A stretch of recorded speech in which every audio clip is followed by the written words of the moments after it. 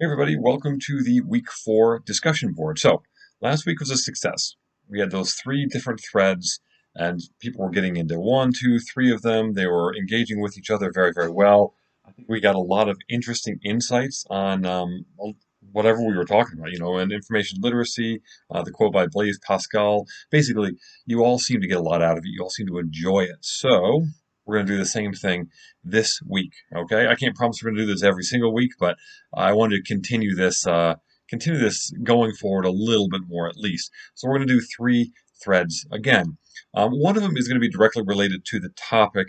The others, one of them might be kind of tangentially connected to what we're talking about, or maybe kind of the class in general. The third one is just kind of a fun one. Okay, so the first one is going to be a thread on plagiarism.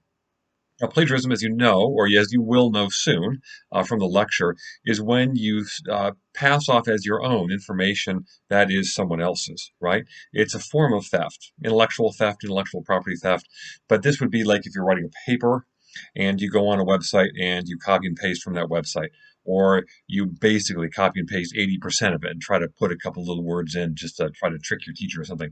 That's plagiarism. Sometimes people do this unintentionally, right? And they may copy and paste something into a paper because they don't realize you're not allowed to do that. Still plagiarism. So we're going to talk about the topic. There's this little kind of hypothetical that we'll have there. And so you're just going to kind of walk through that and give your opinion. Essentially, what would you do in this situation? But it's an important topic. It's one that I mean, if you haven't had it talked about before, like in high school or something like that, it's something that we will talk about quite a bit here at Brian Stratton in a variety of classes because it is important and you have to be careful. People will, you know, they'll fail papers, they can get kicked out of school, and this is at colleges, universities all over the place. They can lose jobs if they do this on the job. And this has been something that has taken down the careers of many, many people. And so we have to, I'm talking journalists and things like that. We want to be very careful with plagiarism. So that's why we have that topic.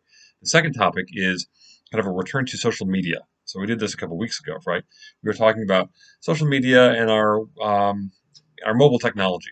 Does it make us lazy? Does it not? What's that line between convenience and laziness? What are the pros and cons?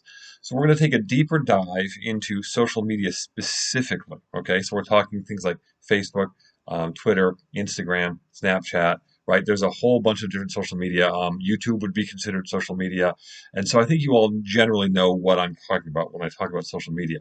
The question or the topic is: do you think that these kinds of platforms were actually designed to be addictive?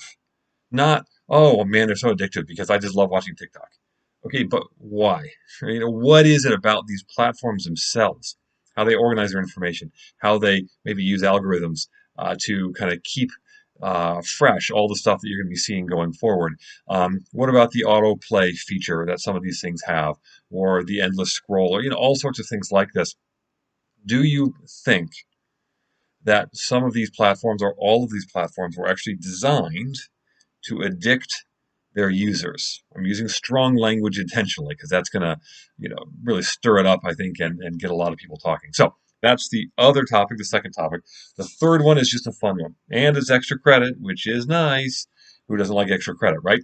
This is one that I love doing. This is your favorite place. So you're going to, if you choose to do this, you don't have to. It's not a requirement.